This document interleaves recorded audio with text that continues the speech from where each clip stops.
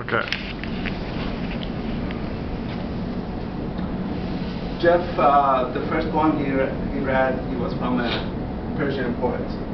And I'm going to take this opportunity to talk about two of the very famous poets and their artistic influence in my culture, and I would say because it's been such about the 10th century, so it's about 10th century that they have been, their poetry has been out there, so it has an influence in North American culture and other cultures. The very first one that I would like to talk about, his name is Ferdushi.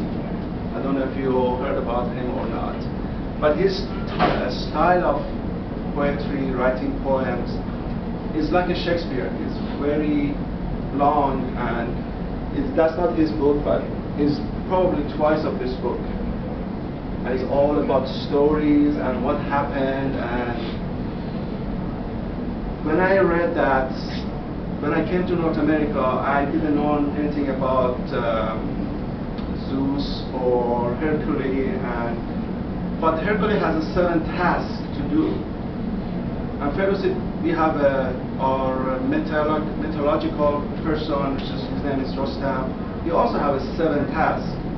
And for a while, I was wondering who was first. Then I realized it doesn't matter who's first. The history is such a long time that they coexisted together, so they have influence of each other. And I leave it to the historian. The greatest achievement that this person did, he wrote a very thick book. It's called Shahnameh. It means king of letters. It's a bunch of letters. He came after Arab conquered Iran, and we were speaking Arabic for almost 300 years. If you count, there is a gap between Persia and Iran, about 300, but there's no mention of it. And for 300 years we were talking Arabic. But Persian, we speak Farsi, we have our own language. And what he did, he wrote that all in Persian language with Arabic letters. I mean, it's like a French person speaking and English speaking. You can read each other, but you don't understand each other. We have an influence of that. Basically, he got our culture translated to the alphabet of the day. So lots of people do confuse that Persians are Arabic, and they are not. His biggest achievement was, as I said, brought the culture out, shows his artistic achievement. He came in 10th century, and there's one funny story I would share with you. It took him about 30 years to write this book. And at the time, the king of the area said, after you finish that, I gave you 60,000 gold coin. And in the end, he never received it because his kingdom didn't have 60,000. Because he never thought he would do it. And he did it, so he couldn't give it. He gave him in the silver, and then his silver he sort of gave it to everybody else. This is one of the achievements of this person. He's very well known in Iran. His name is Ferdushi. He's given the credit of renewing the Persian language. The second person that I would like to introduce, second poet I'd like to introduce, his name is Khayam. Some people might know about it.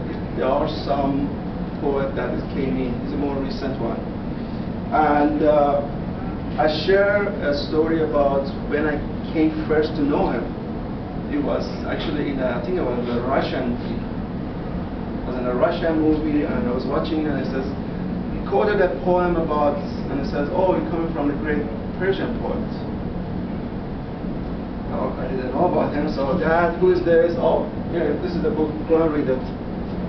This is, it's not his painting. Well, this is the interesting part. The first picture came up, and these are just the interpretation of his poet, the recent Umer. So his style of poetry is he only talks in two lines, very simple line. It comes across.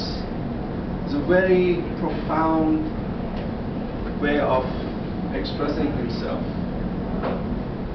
I'm not going to read it in English because I was reading it, and the translation is very old English in this book, very old, I would say Victorian, and some of the words I cannot understand in English. I've been speaking English for too many years.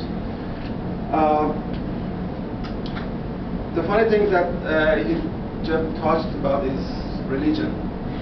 Religion is very significant and very influential in the Middle East and the rest of the country.